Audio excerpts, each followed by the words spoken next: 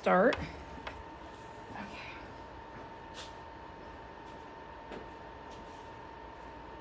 Okay. Did you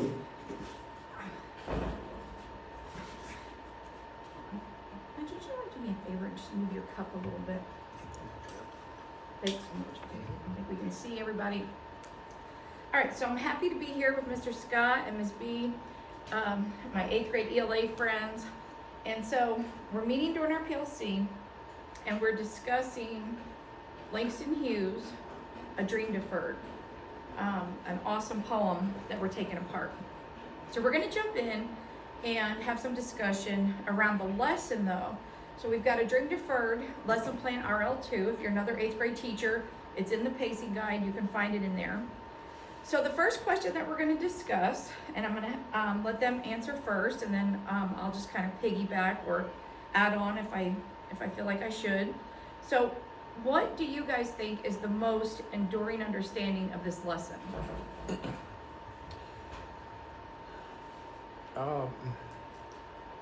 Unfulfilled dreams and how they could leave you feeling, how they could change an individual, how they could bring about different mindsets or different ways of seeing life. Mm-hmm. For me, in the beginning of this lesson, based from the title itself, I try to make the student realize that deferred dream doesn't mean they are denied, but they are only redirected to better opportunities. That's what I always emphasize in the beginning of our discussion. And then, though there are words, though the author used several words that doesn't sound good, I would like them to understand that the author used those words to bring impact to the poem, but it doesn't mean again that the dreams deferred or delayed are dreams that are denied. Right. So I'm hearing you both talk about dreams and the essence of what this poem is about. Yeah, so when we talk about dreams, because we could have picked any poem really that tied in with our unit. When we talk about dreams and the impact of them being deferred on humans, on people and society, what really, and I'm going to come back to our lesson plan.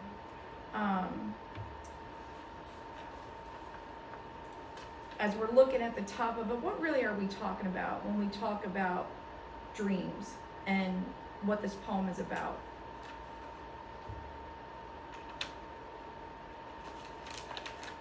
When we try to define the word dream at first, the kids were able to give me a definition that dreams are things that are sometimes unrealistic.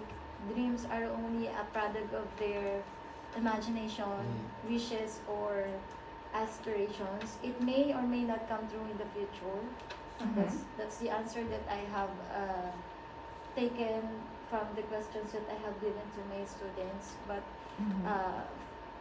looking at the content, this is also the first time that I'm going to encounter this poem. So looking at the content of the poem, I think the writer has other things that he would like the students to understand when it comes to the word or the term dreams. It's not just the aspirations, the wishes, or the wants of the people when we say we are dreaming, but probably when we say dreams, these are the things that they are putting in their mind that once that they will not be able to achieve it, they will have consequences in the near future.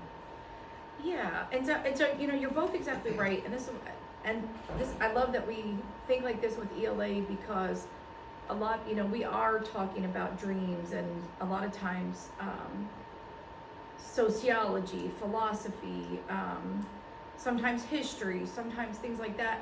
But when you look at our lesson plan, it is so the enduring understanding, of course, is about what this poem is about. They're going to remember this poem, I'm sure, when we go in deep. Just like all of us do, right? After we've really experienced a close study of it, we're going to remember it. But when you look at the lesson plan and you look at the standards that were, because we could have picked another poem, you know, like, and actually, I do have another poem ready, Sorrow Home from Margaret Walker, which is excellent, that we can come to later. Or we might decide on another poem. But when you look at the standards, what really, and if you look at our lesson plan, see where it says use your standards clarification guide, and then there's a short no-show chart. But if you look up there, what really is the enduring understanding from our standards then that we want students to take away from this lesson? What do you think? The theme or the tone of the lesson. And in that, what y'all are talking about is theme, Right. right? You all are talking about the theme of the poem. Right. Yeah. So what else do you think?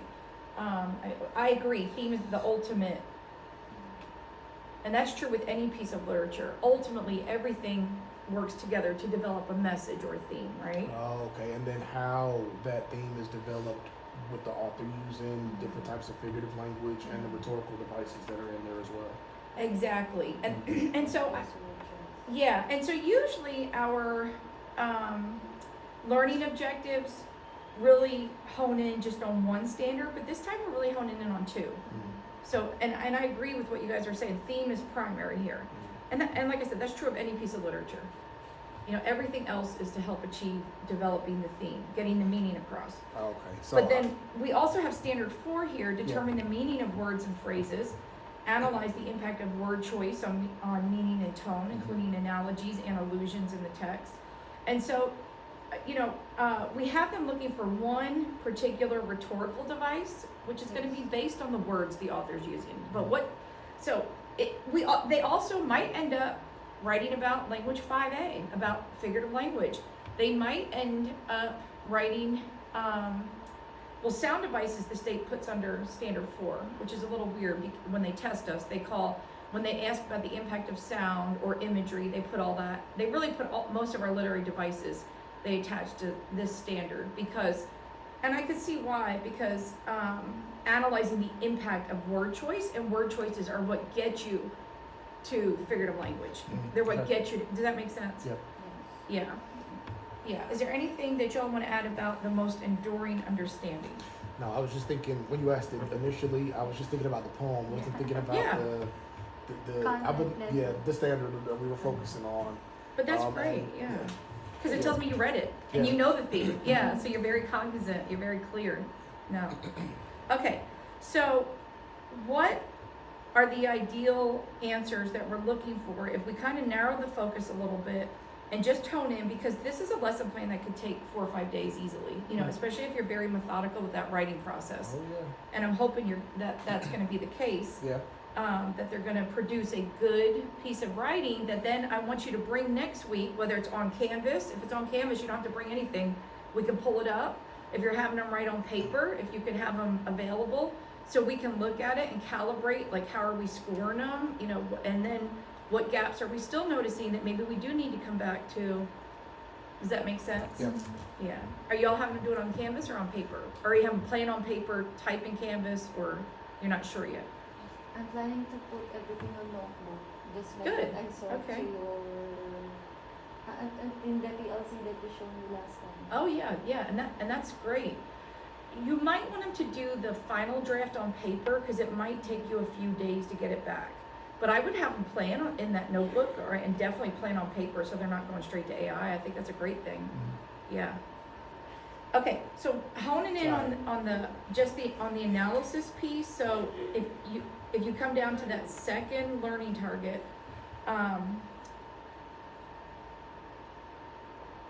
where it says a Dream Deferred graphic organizer, you know, thinking about that piece of the lesson, of the learning sequence, because that's going to be a lesson in of itself, right? Just doing that. I think so. By the time you're done modeling, I think that is going to be one lesson in this learning sequence, right? This piece of it, yeah. Now, your kids aren't necessarily going to write about a sonnet, so that's just an example.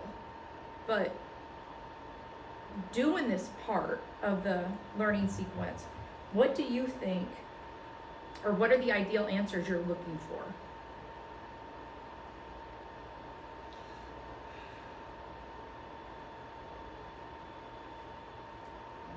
imagery. Okay, you hope that are you, and you might differentiate. Like your striving readers, you might have them all write about imagery and give them a template, and that would be okay. That's one way to differentiate this. So you, in your head, imagery really stands out in this poem. Yeah. So when you say imagery, you want them to do what? To give a good answer and fill in this chart appropriately. What are they going to do? We're gonna analyze how the author used those imagery and its impact to the poem that adds the message or the meaning of the poem that the writer would like the students to comprehend when they are reading the poem. Excellent. And so what kind of textual evidence are you going to have them pull? Got the line from the poem, identify the imagery, make a simple explanation, and somehow relate it, connect it to their daily living if they encounter the same situation. For example, dreams that are delayed or postponed. Excellent. Which lines do you think have the strongest imagery? What do you think, Ms. B? Which lines are you hoping that they're going to pull that you think have the strongest imagery? I'm going to come back. I'm going to link the clean copy at the top of that too, so we have it. I don't know, that's for Ms. B, but I'm gonna jump in. I think the number 2 here is one. Maybe it just sags like a heavy load, or does it explode? So I had a kid walk up to me today, and that was the. I told them you might find some imagery within a larger within a larger simile, and if it's like a couple of words is there that you pull from a larger simile, then that's fine. So he like. Sagging like a heavy load, which would still be the simile, or just does it explode by itself?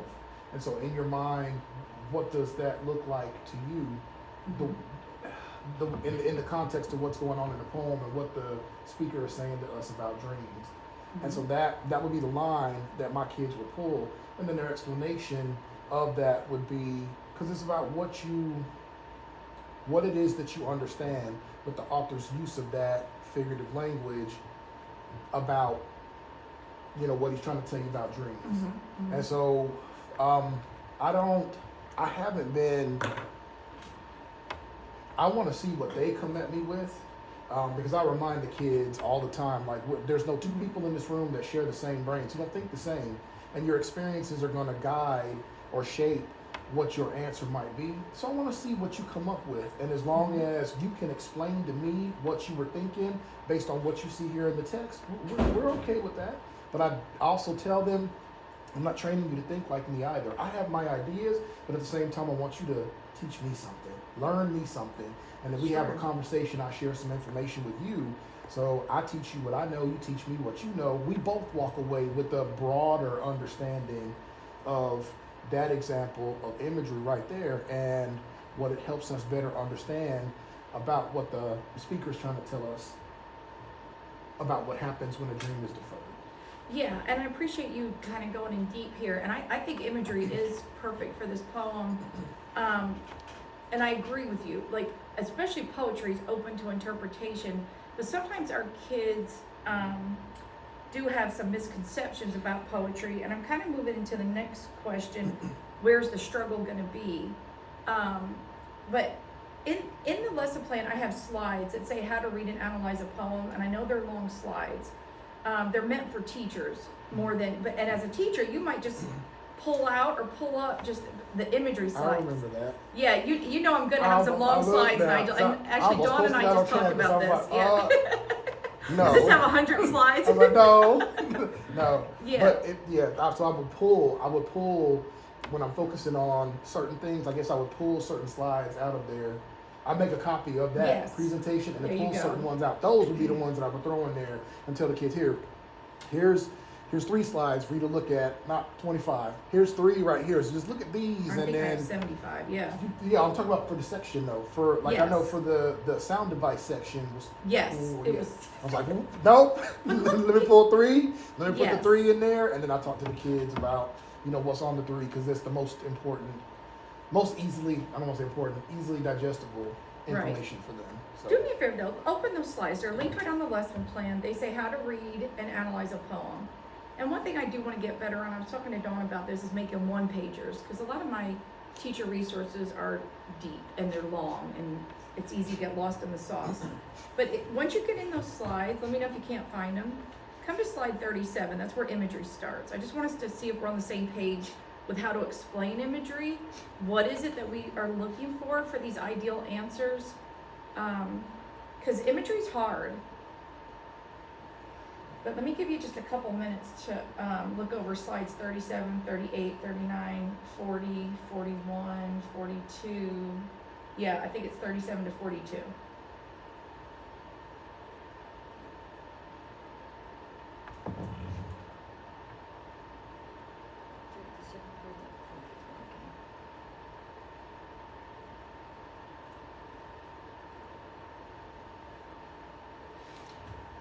So the kids are like, how can you read something and touch it? How can you read something and taste it? How can you read something and smell it? It's just that vivid of a detail where you're reading it 1 minute and then the smell just runs across you. And I mean, there's just nothing that smells like it, but that's how well that particular detail is written. Like if it's talk about a bubbling, oozing, cinnamony, fresh baked apple pie, that smell might run past you even though there's nothing in the room that would create that smell, but you just read that detail and it took you there just like that. And Which so detail was the imagery? Which details? Well, no, for which the kids, words? For any of Anybody, the not anything any that they might have something that they might have pulled. I mean, you know, the bubbling, the cinnamon. bubbling, Yeah. cinnamon. Is Yeah. apple pie imagery? No. No. It's that's Is that's what baking it is. imagery? No. No. So when we're talking about analysis, what do we need them to be able to do?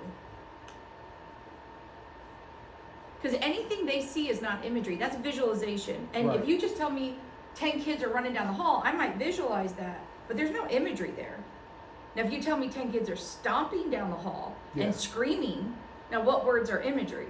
Stomping and screaming. Stomping and screaming, because they're appealing to my senses. So imagery is not what the reader does.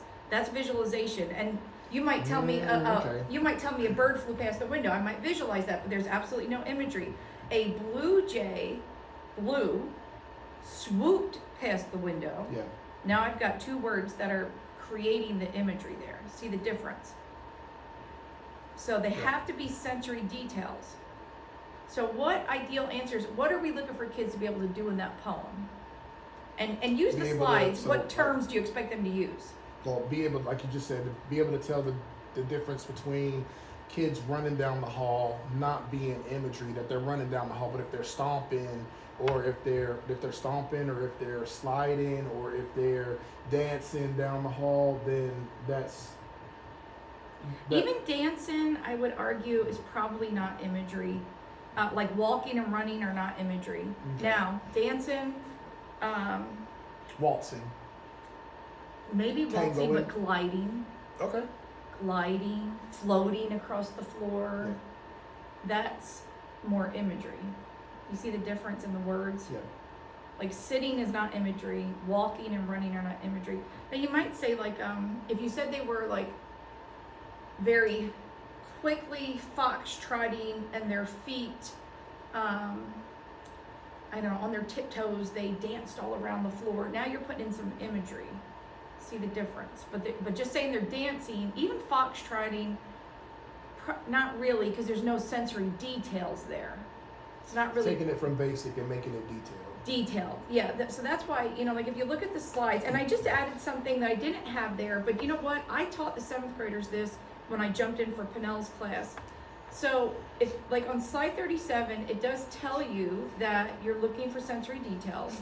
And you know your kids. If you feel like your ECEL right now can't handle auditory, tactile, gustatory, olfactory, you could just tell them it appeals to sound, to touch, to taste, to smell. But your AIG kids, I would break some of these words down with them. It's good for them to be exposed to these more difficult words that Yeah. describe our senses. But you know your kids, you know, better than I do. But I taught the 7th graders those words last year, and they seem to pick it up. But there's one word that's not on there that I think is in this poem a lot. So, come down to slide 40.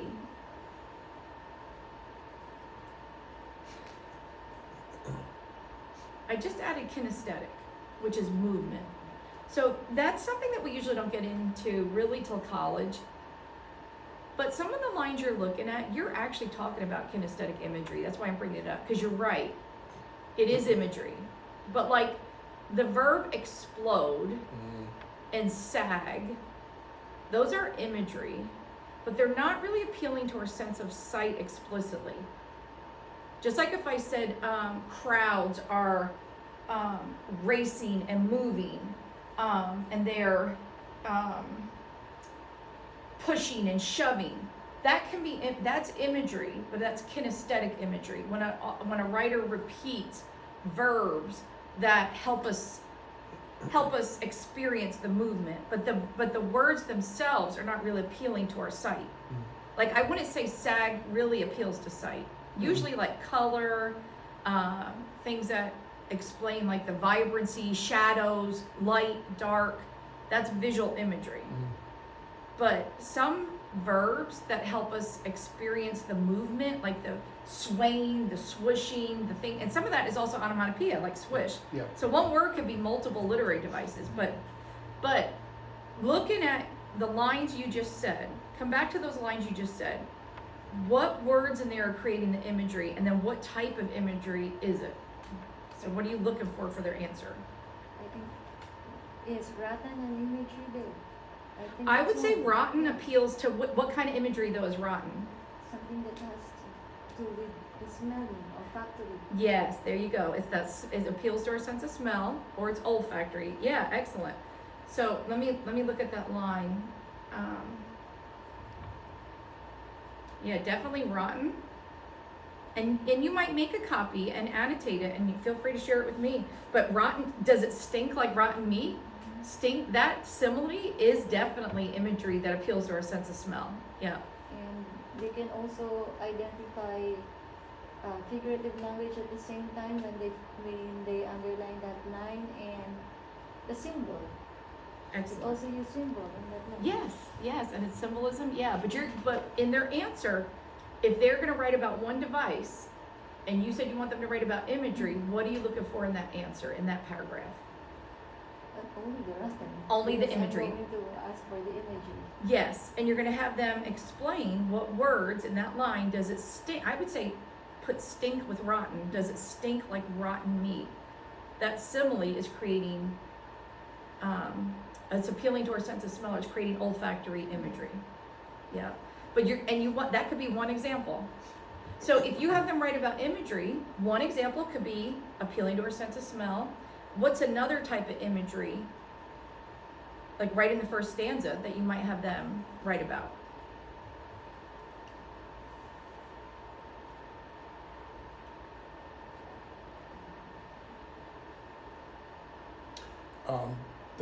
The raisin in the sun. That's line 3 and 4, right? Does it dry up like a raisin in the sun? Yeah. What kind of imagery would you say that is?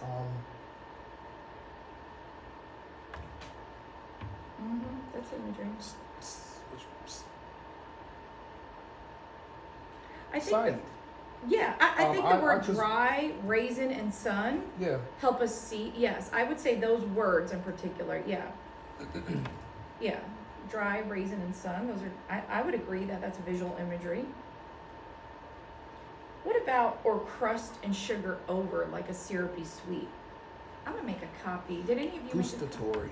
There you go. Because and I had a kid, Connor is my autistic student, and trying to get him to, he's very much like AJ. Oh, Very, yes, he's had a couple episodes anyway, but he came up and that was one that he had underlined today. And so I was like, well, tell me what you're thinking about it. And he was kind of off on the left, but then I started talking to him about eating pancakes. You like to put on your pancakes with syrup, okay? It's like, imagine if you took a drop of that syrup and you left it just on the counter and you left it there and didn't wipe it up, what would it do? So eventually he'd come back and it wouldn't look like that drop of syrup anymore. It might look like a little mound of sugar sitting there. But then if you were to taste it, it intensified as it dehydrated, I guess. It would intensify. So the sugar taste would have gotten deeper and deeper than it was when it was syrup way back when you were using it. And so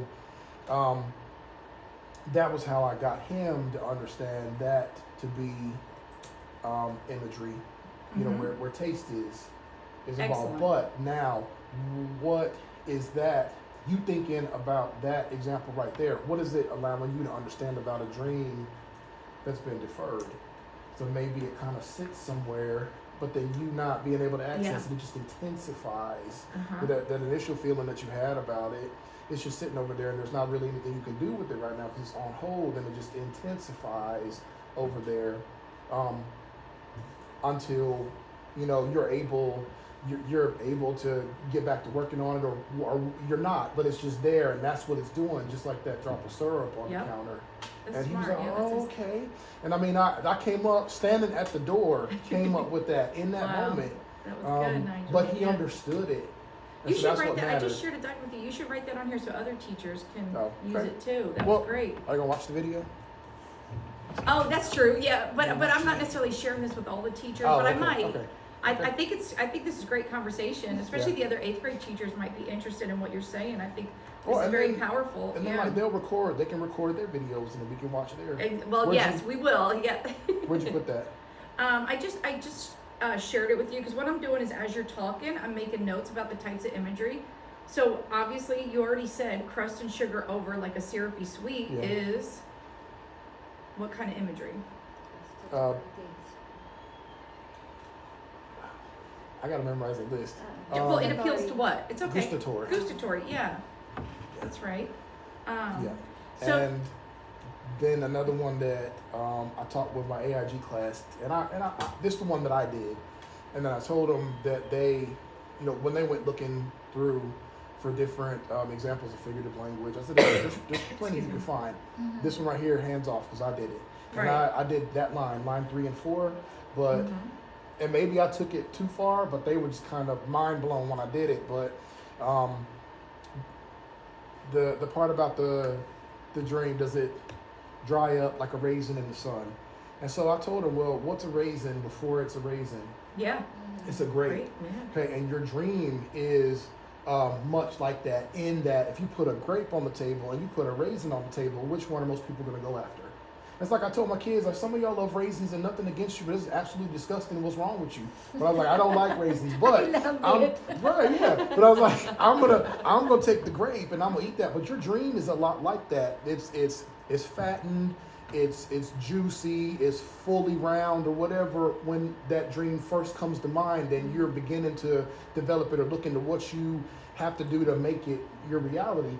But if you have to put it on hold, like that grape that sits in the oppressive sun outside all day, that dream is going to begin to lose all of that's appealing, and it's going to end up looking like that raisin eventually. So now, what's the message about dreams when you have that image in your head? Right. And they were just like, How does the grape symbolize so, that? I know we're out of time. Can you answer the rest of the questions and send it back to me by the end of the week? Because where do you think the most productive struggle is? So thinking about what we just talked about, you probably will have to go back and model, but they're going to really struggle with what? Making sure that it's actual imagery and not, like, you know, not right. Yes, it's not just visualization, it's what the writer does. Right. And so our ideal answers in that analysis piece should include them saying what specific words appeal to our senses and how. How, just like what you explained, how does a raisin dried up in the sun help symbolize the dream? But that's the key, but does that make sense? Maybe the real struggle even is the students do not know what is an imagery. They don't know what imagery is. Students Yes, that do not know what imagery is. that's right. Up to this moment. Yes, that's going to be a big struggle. And even though I already discussed that in the previous days, when I bring it up today, they will say, I don't know what is an imagery again. And you can have them Going write back it. to- Yeah, have them write it, Yes. and maybe do a what do you already know about imagery, and then what did you learn about imagery? I think that would be powerful, but I'm glad I didn't make my example in the graphic organizer imagery, but I think you're gonna have to model with a line or two, being very specific about your analysis Yeah. in the graphic organizer. And then you could also show them the graphic organizer about sound devices, but you could have them all write about imagery and that'd be fine. If that's what, I think this is a good one to do that with, yeah. And then we have Sorrow Home coming up, where I'm gonna ask them, that, it's not gonna come up for a few weeks, but we are gonna ask them to write about sound devices, cause it's very powerful for sound. Yeah, but I think you guys have a good handle on it. Yeah, if you have any Yeah. questions, let me know. I'm interested in doing them. It's like I was telling Ms. Bernardo, the rest of my hair that's hanging on, if we went into sound devices, would be gone but give it's them a couple important. weeks. It is Yes, important. let's It's give them a important to couple. do. So yeah. Yeah. Okay, oh, you know what, Yeah. I'm not good at following my own script sometimes. I'm supposed to give next steps at the end, which I think are good, you know, if I don't give myself, and, you know, I talk to my boss about next steps, and it helps me say, okay, what am I gonna do? But what do you think your next steps are to help you prepare to teach that part of the lesson, the analysis part? What are your next steps? When it comes to imagery, making sure that they have the correct understanding of what imagery is and what it looks like, and not at the surface level. The kids are walking down the hallway. That's not imagery, though, even though you can see that in your head, but it's got to be more detailed than that, and Right. to show them examples of what's not imagery versus what is imagery. And I think with that, that'll put them in a better position, especially for picking out what's imagery in a poem or in a text that they're reading, Right. and then analyzing that imagery as well. I think that would help them out a whole lot. Yeah, so what are you gonna do to help them show how to really analyze for imagery? Because that's different than and I think you're exactly right. The first step is, do they understand what it is? Yeah. Can they define what it is? Can they identify an example? But now let's move from identify an example to analyze. How do you teach them to analyze for imagery? I could only, off the top of my head, I could only show them an example of, and talk to them about how I did it. And it would be when I go up to the board and I'm doing the DGP, there's some days I'll just tell the kids, they just be quiet, just watch what I do. When I'm talking to myself and thinking and walking my way through it, it would be something very, very similar to that. They are expecting that there's only one answer that they can come up with when it comes to analyzing any type of figurative language. And I try to get them to not. There are some wrong answers There out are there, some wrong answers. but I God don't. knows. I don't Yes. want you dead set on and coming up Yeah. all the time and asking, "Is this right? Is this right? Is this right?" I want them to Right, trust right. in You what gotta they let come go up a with on little their bit. own. But I You gotta let them modeling, struggle a little bit. let them watch me. Let them watch me think my way through an analysis of a specific example of Right. figure And- off the top of my head. I'll email you all back, but so the analysis should come from word level, taking it apart. So you know how we said because every word doesn't create imagery. So even in the simile, does it dry up like a raisin in the sun? Dry up, raisin and sun. In the simile, does it stink like rotten meat? If they're really analyzing, it's just the words stink and rotten that are sensory details. So what's hard for them, and sometimes for us, is what words are the sensory details. That's deep analysis. That's where we're moving from. We recognize it here, and it might sound easy, but for the kids it's not easy. Which words are the actual sensory details? Because Yeah, 'cause that's they don't- analysis. Yeah. Well, they don't know what a sensory detail is Yeah. either. That's what you put it gotta- in a different- yeah. Which is the same thing as imagery. So that's Yeah, where you're starting, yeah, right? What yeah. is it? What is imagery or sensory details? You could really use them interchangeably. Yeah. But that's what the writer does. And then analyze it, which words are, because remember the standard 4 is about diction and word choice. Right. What words are creating that imagery? And then in the last column, now what's the impact on tone and theme? Yeah. Now I could share an example of that with you if you want in that graphic organizer, but I would not show them because they're just gonna copy the theme and tone. That's why I did it about sound devices, because I want them to see a model, but not copy the thinking in it. Mm. Does that make sense? Yeah. Yeah, That'd be so great. so I'll do that. Okay. So the 2 next steps. you're going to review imagery, Yep. make sure they understand imagery or sensory details. What are they? Yep. How do you recognize it? What are the different types of imagery? And then it's up to you if you want to use those technical terms or not. I don't think as 8th grade, I think it's something good, but it's not technically something you have to do. They're not going to use those terms on the EOG, but we do use them in high school. It'd be great for them to go to the high school and their teachers be talking about it then, and they're like, oh, yeah, I learned that in Miss Bernardo's class last year. I learned that in Mr. Scott. That would be When great. they encounter the word, because last time in our article of the week, olfactory word Oh, is nice. included, and they are asking what does olfactory means. That's why Wow. included in your annotation. Olfactory is That's used great. Yeah. for the sense of smell. Oh, that's wonderful. What a nice transition. Yeah, that's good. And then the second thing is you're going to teach them, you're going to model analysis. What words are the actual sensory details in a line or two, but then let them fill out the graphic organizer with their own examples. Or That's what I'm gonna start doing with the articles of the week, though. Mhm. Is getting them to do a little more analysis with it. There, I think that they can continue annotating using the Fab Five, but then doing more analysis of what they're reading. That's gonna figure out in what ways they're reading the article on tech scammers this week, which I thought was really good because they spend their whole life on their phone, and it's an article. It tells you, it talks to them about how tech scammers get you and how they're in different parts of the country. And it seems like accidentally send you a text message, and then you'll respond and let them know, hey, wrong number. And they'll be like, oh, I apologize, I didn't mean to interrupt your day. But then they'll start talking real nice to you or whatever, and the next thing you know, they got you sending them some money and continuously sending them money or whatever. But the flip side is some of these people are being forced to do it where they're living, and then it's talking to them about what the conditions are for them where they are, and if they don't do this, the companies that have hired them to do it are doing this, that, and the fifth or whatever. So it's information that they wouldn't ever, I don't think, encounter any other way. But just because somebody might send a message like that, they're reading that this week. But they're having them do deeper analysis of the stuff that they are reading each week. Well, what we need to think about those, if we want this to be transferable, something that gets into real schema and learning, what's the enduring understanding? Yeah. What is that enduring understanding, thinking about the skills, the concepts, that is going to be repeated when they have RI text, and then, why not make it a lesson? Because if you're going to do it, right, it should be about enduring understanding, then let's make it the lesson, and help them, because what are some things that prevent them from getting to this analysis work? What are some things that get in the way? Let's think about your struggling readers.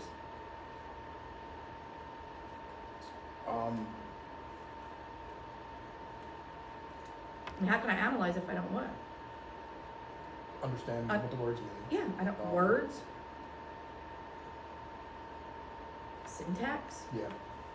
structure, and so that's why the close read part of this lesson is very important.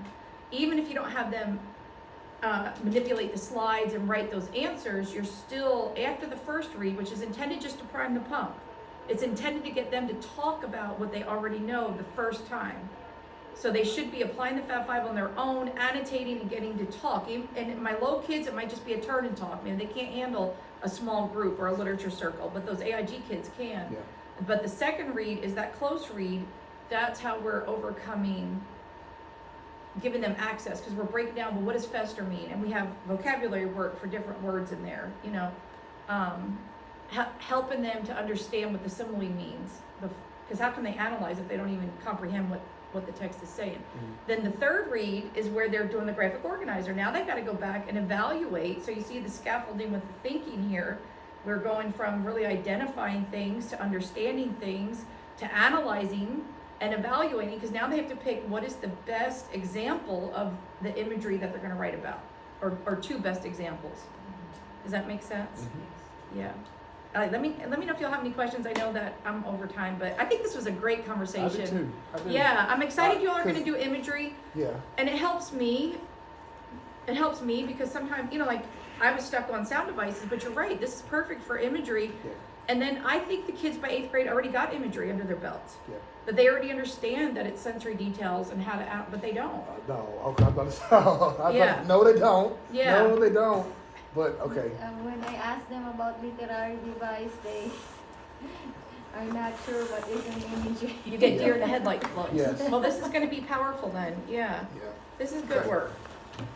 And don't, it's gonna take a little bit, you know, don't, I gotta hurry and get through this in 2 days. No, you don't. I thought that, but then I was like, It's a short poem, but it's a deep poem. it is. And so when I told the kids today, I said we could spend like 2 or 3 weeks on this. You What? you really could, and with the, But you yeah. know, and especially you're gonna have them plan the writing. Yeah.